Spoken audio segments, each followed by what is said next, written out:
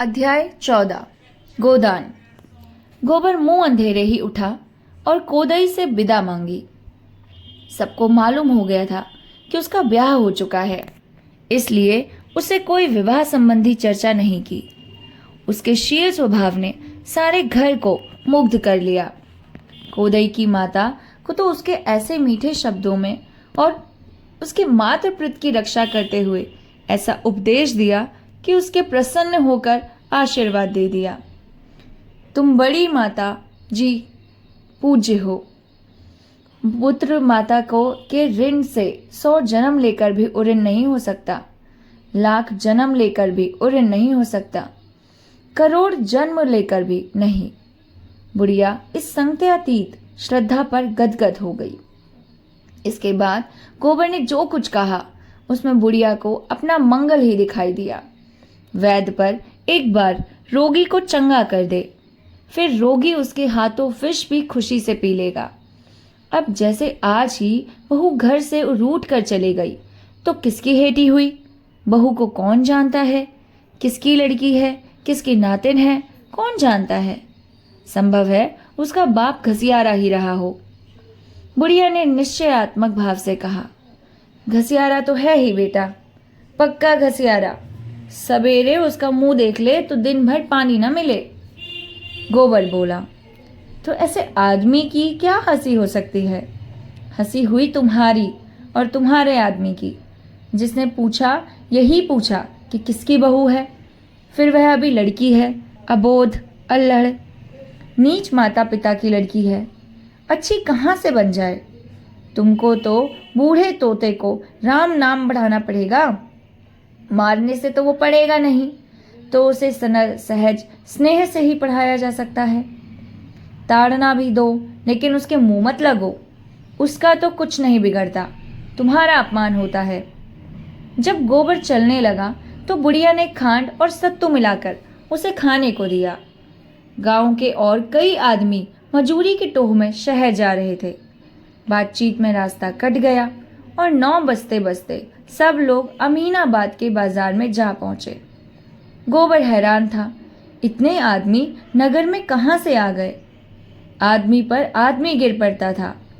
उस दिन बाजार में 400-500 मजदूरों से कम न थे। राज और बढ़ई और लोहार और बेलदार और खाट बुनने वाले, टोकरी ढोने वाले, संगत राज सभी जमा थे। गोबर यह जमघट देखकर निराश हो गया। इतने सारे मजदूरों को कहाँ काम मिल जाता है। उसके हाथ में तो कोई औजार भी ना था। कोई क्या जानेगा कि वह क्या काम कर सकता है। कोई उसे क्यों रखने लगेगा। बिना औजार के उसे कौन पूछेगा। धीरे धीरे एक एक करके मजदूरों को काम मिलता जा रहा था। कुछ लोग निराश होकर घर लौटे जा रहे थे। अधिकतर वह बूढ़े और निकम्मे बच रहे थे, जिनका कोई पुछत्तर ना था, और उन्हीं में गोबर भी था। लेकिन अभी आज उसके पास खाने को है, कोई गम नहीं। सहसा मिर्जा खुर्शेद ने मजदूरों के बीच में आकर ऊंची आवाज से कहा, जिसको 6 आने रोज का काम करना हो वह मेरे साथ आए। सबको 6 आने मिलेंगे, 5 बजे छुट्टी होगी। 10-5 राजों और बढ़ाइयों को छोड़कर सबके सब उनके साथ चलने को तैयार हो गए। 400 फटे हालों की एक विशाल सेना सज गई। आगे मिर्जा थे, कंधे पर मोटा सोटा रखे हुए। पीछे भुखमरों की लंबी कतार थी, जैसे भेड़े हों। एक बूढ़े ने मिर्जा से पूछा, कौन काम करना है मालिक? मिर्जा साहब ने जो काम बतलाया उस पर सब और भी चकित हो गए। केवल एक कबड्डी खेलना। यह कैसा आदमी है जो कबड्डी खेलने के लिए 6 आना रोज दे रहा है? सन की तो नहीं है कोई? कुछ धन पाकर आदमी सनक ही जाता है। बहुत पढ़ लेने से भी आदमी पागल हो जाते हैं। कुछ लोगों को संदेह होने लगा, कहीं यह कोई मखौल तो नहीं है। यहाँ से घर पर ले जाकर कह दे कि कोई काम नहीं, तो इसका क्या कर लेगा कोई। वह चाहे कबड्डी खिलाए, चाहे आंख मिचोली, चाहे गुली डंडा, मजूरी पेशगी दे दे। ऐसे झक्कड़ आदमी का क्या भरोसा। गोबर ने डरते डरते कहा, मालिक, हमारे पास कुछ खाने को नहीं है, पैसे मिल जाए तो कुछ लेकर खा लूं। मिर्जा ने झट 6 आने उसके हाथ में रख दिए और ललकार कर बोले, मजूरी सबको चलते चलते पेशगी दे दी जाएगी, इसकी चिंता मत करो।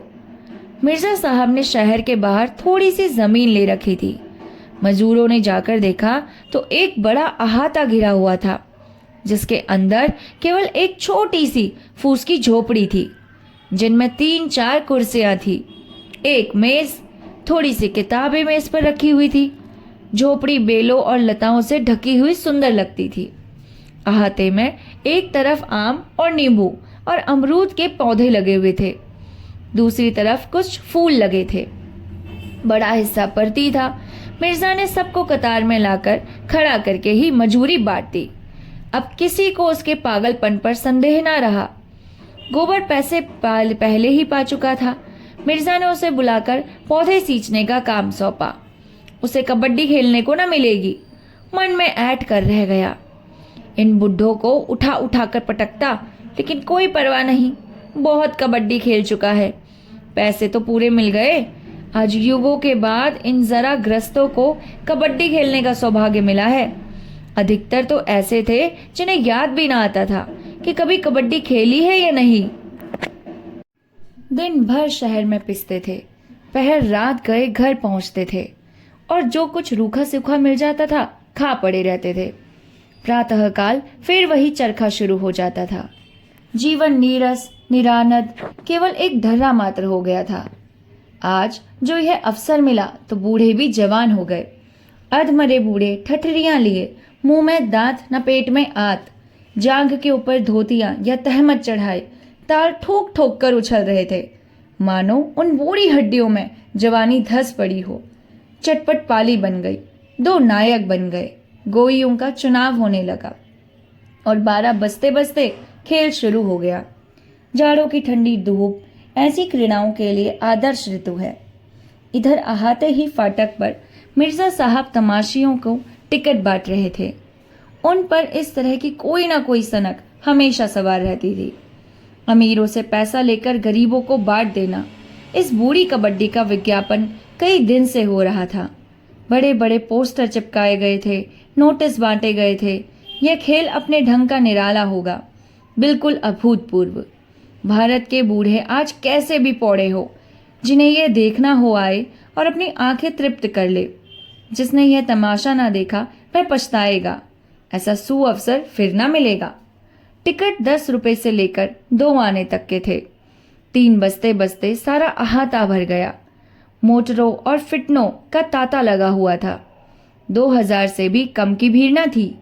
रसोइयों के लिए कुर्सियां और बेंचों का इंतजाम था। साधारण जनता के लिए साफ सुथरी जमीन। मिस मालती, मेहता, खन्ना, तनखा और राय साहब सभी विराजमान थे। खेल शुरू हुआ तो मिर्जा ने मेहता से कहा, आइए डॉक्टर साहब, एक गोई हमारी और आपकी भी हो जाए। मिस मालती बोली, फिलोसोफर का जोड़ फिलोसोफर से ही हो सकता है। मिर्जा ने मूंछों पर ताव देकर कहा, तो क्या आप समझती हैं मैं फिलोसोफर नहीं हूं? मेरे पास पुछल्ला नहीं है, लेकिन मैं हूं फिलोसोफर। आप मेरा इम्तिहान ले सकती हैं मेहता जी। मालती ने पूछा, अच्छा बतलाइए, आप आइडियलिस्ट हैं या मटेरियलिस्ट? मैं दोनों हूं। यह क्यों कर? बहुत अच्छी तरह। जब जैसा मौका देखा वैसा बन गया। तो आपका अपना कोई निश्चय नहीं है। जिस बात का आज तक कभी निश्चय ना हुआ ना कभी होगा, और निश्चय मैं भला क्या कर सकता हूं? और लोग आंखें फाड़कर और किताबें चाटकर जिस नतीजे पर पहुंचते हैं, वहां मैं यूं ही पहुंच गया। आप बता सकती हैं किसी फिलोसोफर ने अकली गद्दे लड़ाने के सिवाय कुछ और किया है? डॉक्टर मेहता ने अचकन के बटन खोलते हुए कहा, तो चलिए हमारी और आपकी हो ही जाए, और कोई माने या ना माने मैं आपको फिलोसोफर मानता हूं। मिर्जा ने खन्ना से पूछा, आपके लिए भी कोई जोड़ ठीक करूं? मालती ने पुचारा दिया, हाँ हाँ, इन्हें जरूर ले जाइए मिस्टर तनखा के साथ। खन्ना झेपते हुए बोले, जी नहीं, मुझे क्षमा कीजिए। मिर्जा ने राय साहब से पूछा, आपके लिए कोई जोड़ लाऊं? राय साहब बोले, मेरा तो जोड़ ओंकार नाथ का है, मगर आज वह नजर ही नहीं आते। मिर्जा और मेहता भी नंगी देह केवल जंघिया पहने हुए मैदान में पहुंच गए। एक इधर ए दूसरा उधर, खेल शुरू हो गया। जनता बूढ़े कुलोलों पर हंसती थी, तालियां बजाती थी, गालियां देती थी, ललकारती थी, बाजियां लगाती थी। वाह, जरा इन बूढ़े बाबा को देखो, किस शान से जा रहे हैं, जैसे सबको मार कर ही लौटेंगे। अच्छा, दूसरी तरफ से भी उन्हीं के बड़े भाई निकले। दोनों कैसे पेंतरे बदल रहे हैं। इन हड्डियों में अभी बहुत जान है। इन लोगों ने जितना घी खाया है उतना अब हमें पानी में मयस्सर नहीं।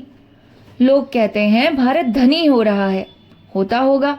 हम तो यही देखते हैं कि उन बुड्ढों जैसे जीवट के जवान भी आज मुश्किल से निकलेंगे। वह उधर वाले बुड्ढे ने इन्हें दबोच लिया। बेचारा छूट निकले के लिए कितना जोर मार रहा था, मगर अब नहीं जा सकते बच्चा। एक को 3 लिपट गए। इस तरह लोग अपनी दिलचस्पी जाहिर कर रहे थे। उनका सारा ध्यान मैदान की ओर था। खिलाड़ियों के आघात प्रतिघात, उछल कूद, धरपकड़ और उनके मरने जीने के सभी तन्मय हो रहे थे। कभी चारों तरफ से कह के पुरते, कभी कोई अन्याय या धांधली देखकर लोग छोड़ दो का गुल मचाते। कुछ लोग तैश में आकर पाली की तरफ दौड़ते, लेकिन जो थोड़े से सज्जन शमियाने में ऊंचे दर्जे से टिकट लेकर बैठे थे, उन्हें इस खेल में विशेष आनंद न मिल रहा था। वह इससे अधिक महत्व की बातें कर रहे थे। खन्ना ने जिंजर का गिलास खाली करके सिगार सुलगाया और राय साहब से बोले, मैंने आपसे कह दिया, बैंक इससे कम सूद पर किसी तरह राजी ना होगा, और ये रियायत भी मैंने आपके साथ की है, क्योंकि आपके साथ घर का मुआयमा है। राय साहब ने मूंछों में मुस्कुराहट को लपेट कर कहा, आपकी नीति में घर वाले को ही उल्टे छुरे से हलाल करना चाहिए। यह आप क्या फरमा रहे हैं? ठीक कह रहा हूं। सूर्य प्रताप सिंह से आपके केवल 7% लिया है, मुझे 9% मांग रहे हैं। उस पर एहसान भी रखते हैं, क्यों ना हो? खन्ना ने कहकारा मारा, मानो यह कथन हंसने के ही योग्य था। उन शर्तों पर मैं आपसे भी सूद ले लूंगा। हमने उनकी जायदाद रेखन रख ली है, और शायद यह जायदाद फिर उनके हाथ ना जाएगी। मैं अपनी कोई जायदाद निकाल दूं 9% देने से यही कहीं अच्छा है कि फालतू जायदाद अलग कर दूं। मेरी जैक्सन रोड वाली कोठी आप निकलवा दे, कमीशन ले लीजिएगा। उस कोठी का सुबीते से निकल जाना मुश्किल है। आप जानते हैं वह जगह बस्ती से कितनी दूर है, मगर खैर देखूंगा। आप उसकी कीमत का क्या अंदाजा करते हैं? राय साहब ने 1,25,000 बताए। 15 बीघे जमीन में तो उसके साथ ही है। खन्ना स्तब्धित हो गया, बोले, आप आज के 15 साल पहले का स्वप्न देख रहे हैं राय साहब?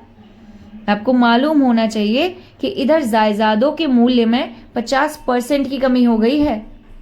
राय साहब ने मुड़ा बांध कर कहा, जी नहीं, 15 साल पहले उसकी कीमत 1.5 लाख थी।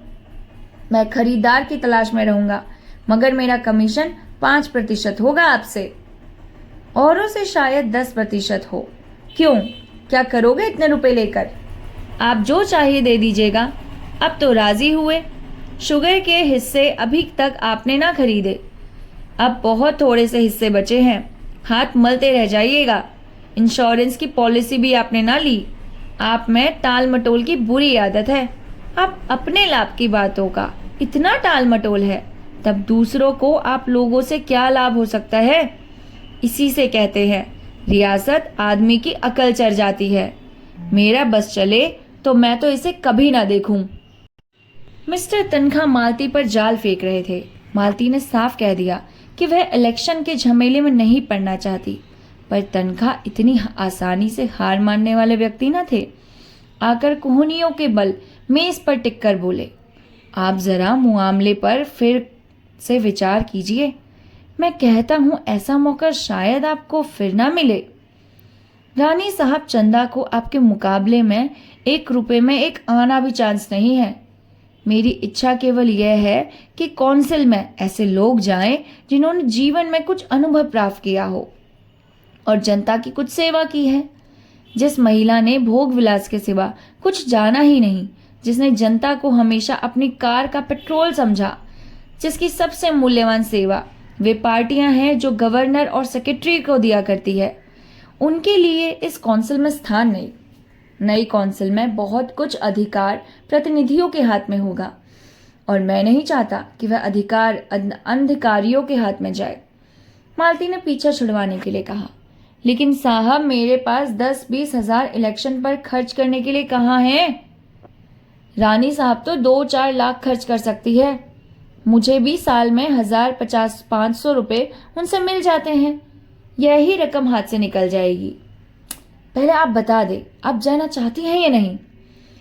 जाना तो चाहती हूँ, मगर फ्री का पास मिल जाए। यह तो मेरा जिम्मा रहा। आपको फ्री पास मिल जाएगा। जी नहीं, क्षमा कीजिए, मैं हार की जिल्लत नहीं उठाना चाहती। जब रानी साहब रुपए की थैलियां खोल देंगी और एक एक वोट पर एक एक अर्शी चढ़ने लगेगी, तो शायद आप भी उधर वोट देंगे। आपके ख्याल में इलेक्शन महज रुपए से जीता जा सकता है? जी नहीं, व्यक्ति भी एक चीज है, लेकिन मैंने केवल एक बार जेल जाने के सिवा और क्या जन सेवा की है। और सच पूछिए तो उस बार भी मैं आपके मतलब से ही गई थी, उसी तरह जैसे राय साहब और खन्ना गए थे। इस नई सभ्यता का आधार धन है, विद्या और सेवा और कुल कर जाति सब धन के सामने है। कभी कभी इतिहास में ऐसे अवसर आ जाते हैं जब धन को आंदोलन के सामने नीचा देखना पड़ता है, मगर इसे अपवाद समझिए। मैं अपनी ही बात कहती हूँ। कोई गरीब औरत दवाखाने में आ जाती है तो घंटों उससे बोलती तक नहीं, पर कोई महिला कार पर आ गई तो द्वार तक जाकर उसका स्वागत करती हूँ और उसकी ऐसी उपासना करती हूँ मानो साक्षात देवी है। मेरी और रानी साहब का कोई मुकाबला नहीं। जिस तरह के कौंसिल बन रहे हैं उनके लिए रानी साहब ही ज्यादा उपयुक्त है। उधर मैदान में मेहता की टीम कमजोर पड़ती जाती थी। आधे से ज्यादा खिलाड़ी मर चुके थे। मेहता ने अपने जीवन में कभी कबड्डी ना खेली थी। मिर्जा इस फन के उस्ताद थे। मेहता की तातीले अभिनव के प्रयास में कटती थी। रूप भरने में वह अच्छे अच्छे को चकित कर देते थे और मिर्जा के लिए सारी दिलचस्पी अखाड़े में थी, पहलवानों के भी और परियों के भी। मालती का ध्यान उधर भी लगा हुआ था। उठकर राय साहब से बोली, मेहता की पार्टी तो बुरी तरह पिट रही है। राय साहब और खन्ना में इंश्योरेंस की बातें हो रही थी। राय साहब उस प्रसंग से उबे हुए मालूम होते थे। मालती ने मानो उन्हें एक बंधन से मुक्त कर दिया। उठकर बोले, जी हाँ, पिट तो रही है। मिर्जा पक्का खिलाड़ी है। मेहता को ये क्या सनक सूझी? व्यर्थ अपनी भद करा रहे हैं। इसमें काहे की भद? दिल लगी ही तो है। मेहता की तरफ से जो बाहर निकलता है वही मर जाता है। एक क्षण के बाद उसने पूछा, क्या इस खेल में हाफ टाइम नहीं होता? खन्ना की शरारत सूझी। बोले, आप चले थे मिर्जा से मुकाबला करने, समझते थे यह भी फिलॉसफी है। मैं पूछती हूँ, इस खेल में हाफ टाइम नहीं होता? खन्ना ने फिर चिढ़ाया, अब खेल ही खत्म हुआ जाता है। मजा आएगा तब जब मिर्जा मेहता को दबोच कर रगड़ेंगे और मेहता साहब ची बोलेंगे। मैं तुमसे नहीं पूछती, राय साहब से पूछती हूँ। राय साहब बोले, इस खेल में हाफ टाइम एक ही आदमी तो सामने आता है। अच्छा, मेहता का एक आदमी और मर गया। खन्ना बोले, आप देखती रहिए, इसी तरह सब मर जाएंगे और आखिर में मेहता साहब भी मरेंगे। मालती जल गई। आपकी हिम्मत ना पड़ी बाहर निकलने की। मैं गवारों के खेल नहीं खेलता, मेरे लिए टेनिस है। टेनिस में भी तुमको सैकड़ों दे गेम दे चुकी हूं। आपको जीतने का दावा ही कब है? अगर दावा हो तो मैं तैयार हूं। मालती ने उन्हें फटकार बताकर अपनी जगह पर आ बैठी।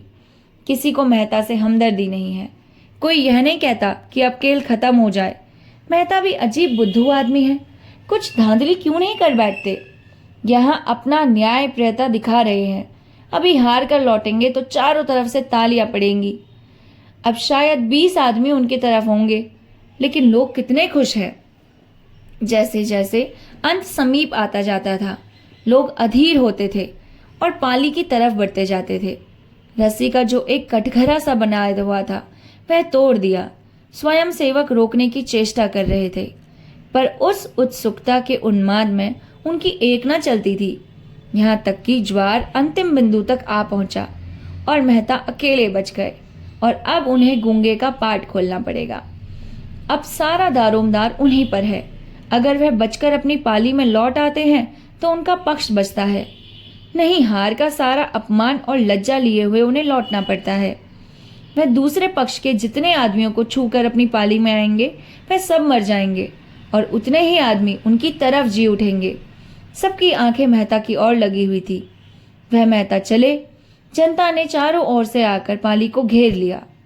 तन मेहता और पराकाष्ठा पर थी। मेहता कितने शांत भाव से शत्रुओं की ओर जा रहे हैं। उनकी प्रत्येक गति जनता पर प्रतिबिंबित हो जाती है। किसी की गर्दन टेढ़ी हुई जाती है, कोई आगे को झुक पड़ता है। वातावरण गर्म हो गया, पारा ज्वाला बिंदु पर आ पहुंची। मेहता शत्रु दल में घुसे, दल पीछे हटता जाता है। उनका संगठन इतना दृढ़ है कि मेहता की पकड़ या स्पर्श में कोई नहीं आ रहा। बहुतों को जो आशा थी कि मेहता कम से कम अपने पक्ष में 10-5 आदमियों को तो जिला ही लेंगे, वे निराश होते जा रहे थे। सहसा मिर्जा एक छलांग मारते हैं और मेहता की कमर पकड़ लेते हैं। मेहता अपने को छुड़ाने के लिए जोर मार रहे हैं। मिर्जा को पाली की तरफ खींचे लिए आ रहे हैं। लोग उन्मुक्त हो जाते हैं।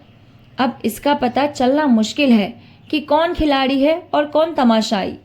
सब एक गड़बड़ हो गए। मिर्जा और मेहता में मल्ल युद्ध हो रहा है। मिर्जा के कई बूढ़े मेहता की तरफ लपके और उनसे लिपट गए। मेहता जमीन पर चुपचाप पड़े हुए हैं। अगर वह किसी तरह खींच खिंचाकर 2 हाथ और ले जाए तो उनके 50 आदमी जी उठते हैं, मगर वह इंच भी नहीं खिसकते। मिर्जा उनकी गर्दन पर बैठे हुए हैं। मेहता का मुख लाल हो रहा है, आंखें बीर बहूटी बनी हुई है, पसीना टपक रहा है और मिर्जा अपने स्थूल शरीर का भार लिए उनकी पीठ पर हुमच रहे हैं। मालती ने समीप जाकर उत्तेजित स्वर में कहा, मिर्जा खुर्शीद, ये फेयर नहीं, बाजी ड्रॉ हो रही है। खुर्शीद ने मेहता की गर्दन पर एक धस्सा लगाकर कहा, जब तक यह ची ना बोलेंगे मैं हरगिज ना छोड़ूंगा। क्यों नहीं ची बोलते? मालती और आगे बढ़ी। ची बुलाने के लिए आप इतनी जबरदस्ती नहीं कर सकते। मिर्जा ने मेहता की पीठ पर हुमच कर कहा, बेशक कर सकता हूँ, आप इनसे कह दे ची बोले, मैं अभी उठ जाता हूँ। मेहता ने एक बार फिर उठने की चेष्टा की, पर मिर्जा ने उनकी गर्दन दबा दी। मालती ने उनका हाथ पकड़कर घसीटने की कोशिश करके कहा, यह खेल नहीं, अदावत है। अदावत ही सही, आप ना छोड़ेंगे? उसी वक्त जैसे कोई भूकंप आ गया। मिर्जा साहब जमीन पर पड़े हुए थे और मेहता दौड़े हुए पाली की ओर भागे जा रहे थे। हजारों आदमी पागलों की तरह टोपियां और पगड़ियां और छड़ियां उछाल रहे थे। कैसे यह काया पलट हुई कोई समझ न सका।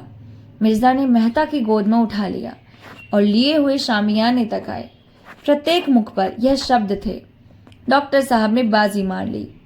और प्रत्येक आदमी इस हारी हुई बाजी के एक बारगी पलट जाने पर विस्मित था। सभी मेहता के जीवट और धैर्य का बखान कर रहे थे। मजदूरों के लिए पहले ये नारंगियां मंगा ली थी, उन्हें एक एक नारंगी देकर विदा किया था। शामियाने में मेहमानों के चाय पानी का आयोजन था। मेहता और मिर्जा एक ही मेज पर आमने सामने बैठे। मालती मेहता के बगल में बैठी। मेहता ने कहा, मुझे आज एक नया अनुभव हुआ। महिला की सहानुभूति हार को जीत बना सकती है। मिर्जा ने मालती की ओर देखा। अच्छा, यह बात थी, जभी तो मुझे हैरत से देख रही थी, आप एकाएक कैसे ऊपर आ गए? मालती शर्म से लाल हुई जाती थी। बोली, आप बड़े मुआरविद आदमी हैं मिर्जा जी, मुझे आज मालूम हुआ। कसूर इनका था, यह क्यों ची नहीं बोलते थे? मैं तो ची ना बोलता, चाहे आप मेरी जान ही ले लेते। कुछ देर मित्रों में गपशप होती रही। फिर धन्यवाद के और मुबारकबाद के भाषण हुए और मेहमान लोग विदा हुए। मालती को भी एक विजिट करनी थी, वह भी चली गई। केवल मेहता और मिर्जा रह गए। उन्हें अभी स्नान करना था। मिट्टी में सने हुए कपड़े थे, कपड़े कैसे पहनते? गोबर पानी खींच लाया और दोनों दोस्त नहाने लगे। मिर्जा ने पूछा, शादी कब तक होगी? मेहता ने अचंभे में आकर पूछा। किसकी? आपकी? मेरी शादी किसके साथ हो रही है? वाह, आप तो ऐसे उड़ रहे हैं गोया यह भी छिपाने की बात है। नहीं नहीं, मैं सच कहता हूं, मुझे बिल्कुल खबर नहीं है। क्या मेरी शादी होने जा रही है? और आप क्या समझते हैं, मिस मालती आपकी कंपेनियन बन के रहेंगी? मेहता गंभीर भाव से बोले। आपका ख्याल बिल्कुल गलत है मिर्जा जी। मिस मालती हसीन है, खुशमिजाज है, समझदार है, रोशन ख्याल है, और भी उनमें कितनी खूबियां हैं। लेकिन मैं अपने जीवन संगनी में जो बात देखना चाहता हूं वह उनमें नहीं है, और ना ही शायद हो सकती है। मेरे जहन में औरत वफा और त्याग की मूर्ति है, जो अपनी बेज़बानी से, अपनी कुर्बानी से अपने को बिल्कुल मिटाकर पति की आत्मा का एक अंश बन जानती है। देह पुरुष की रहती है पर आत्मा स्त्री की होती है। आप कहेंगे मर्द अपने को क्यों नहीं मिटाता, औरत से ही क्यों इसकी आशा करता है? मर्द में वो सामर्थ्य ही नहीं है। वह अपने को तो मिटाएगा तो शून्य हो जाएगा। वह किसी खोह में जा बैठेगा और सर्वात्मा में मिल जाने का स्वप्न देखेगा। वह तेज प्रधान जीव है और अहंकार में यह समझकर कि वह ज्ञान का पुतला है, सीधा ईश्वर से लीन होने की कल्पना किया करता है। स्त्री पृथ्वी की भांति धैर्यवान है, शांति संपन्न है, सहिष्णु है। पुरुष में नारी के गुण आ जाते हैं तो वह महात्मा बन जाता है। नारी में पुरुष के गुण आ जाते हैं तो वह कुल्टा हो जाती है। पुरुष आकर्षित होता है स्त्री की ओर, जो सर्वांश में स्त्री हो। मालती ने अभी तक मुझे आकर्षित नहीं किया। मैं आपसे किन शब्दों में कहूं कि स्त्री मेरी नजरों में क्या है? संसार में जो कुछ सुंदर है उसी की प्रतिमा को मैं स्त्री कहता हूं। मैं उससे यह आशा रखता हूं कि मैं उसे मार ही डालूं तो भी प्रतिहिंसा का भाव उसमें ना आए। अगर मैं उसकी आंखों के सामने किसी स्त्री को प्यार करूं तो भी उसकी ईर्ष्या ना जगे। ऐसी नारी पाकर मैं उसके चरणों में गिर पड़ूंगा और उस पर अपने को अर्पण कर दूंगा। मिर्जा ने सर हिलाकर कहा, ऐसी औरत आपको दुनिया में तो शायद ही मिले। मेहता ने माथा हाथ मारकर कहा, एक नहीं हजारों, वरना दुनिया वीरान हो जाती। ऐसी ही मिसाल दीजिए, मिसेस खन्ना को ही ले लीजिए। लेकिन खन्ना अभागे हैं जो हीरा पाकर कांच का टुकड़ा समझ रहे हैं। सोचिए कितना त्याग है और साथ ही कितना प्रेम। खन्ना के रूपासक मन में शायद इसके लिए रत्ती भर भी स्थान नहीं है, लेकिन आज खन्ना पर कोई आफत आ जाए तो वह अपने को उन पर न्यौछावर कर देगी। खन्ना आज अंधे या कोठी हो जाएं तो भी अपनी वफादारी में फर्क ना आएगा।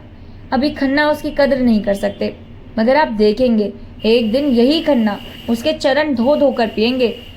मैं ऐसी बीवी नहीं चाहता जिससे मैं आइंस्टीन के सिद्धांत पर बहस कर सकूं या जो मेरी रचनाओं का प्रूफ देखा करे। मैं ऐसी औरत चाहता हूं जो मेरे जीवन को पवित्र और उज्जवल बना दे अपने प्रेम और त्याग से।